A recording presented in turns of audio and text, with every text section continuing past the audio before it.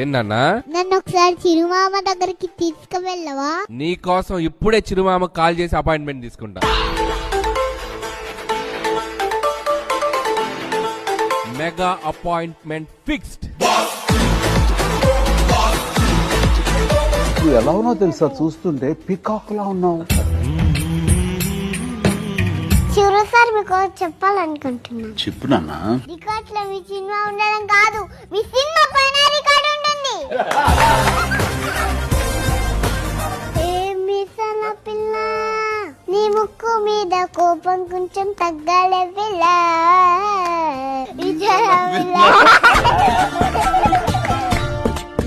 Hello బాగా చలిగా ఇప్పటి కప్పండు చాలా అల్లరిది.